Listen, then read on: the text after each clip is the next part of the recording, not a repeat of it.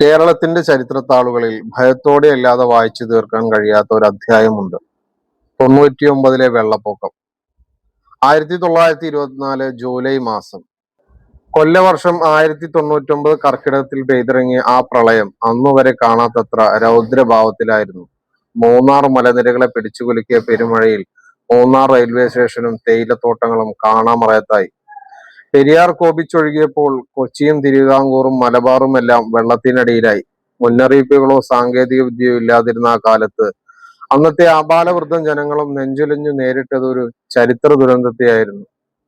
പക്ഷെ ആ 99-ലെ പ്രളയത്തിന് കാരണം പ്രകൃതിയുടെ കലിതുള്ളൽ മാത്രമായിരുന്നെങ്കിൽ ഇന്ന് അതിനേക്കാൾ വലിയൊരു ഭീതി നമ്മുടെ തലയ്ക്ക് മുകളിൽ തൂങ്ങി നിൽപ്പുണ്ട്: മുല്ലപ്പെരിയാർ. അന്ന് ചരിത്രത്തിൽ രേഖപ്പെടുത്തിയ ആ പ്രളയജലത്തിന്റെ അളവിനേക്കാൾ ദശലക്ഷക്കണക്കിന് മടങ്ങ് ജലം ഇന്നും വഹിച്ച് നൂറ്റാണ്ടിലധികം പഴക്കമുള്ള ഒരു അണക്കെട്ട് പെരിയാറിന് കുറുകെ നിൽക്കുന്നു.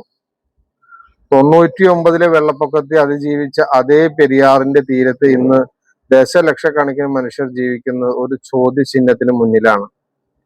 നൂറ്റാണ്ടിലധികം പഴക്കമുള്ള കാലപ്പഴക്കം ചെന്ന ആ അണക്കെട്ടിന് എന്തെങ്കിലും സംഭവിച്ചാൽ അന്ന് കണ്ടതിനേക്കാൾ വലിയൊരു മഹാദുരന്തമായിരിക്കും നാളെ നമ്മളെ കാത്തിരിക്കുന്നത്.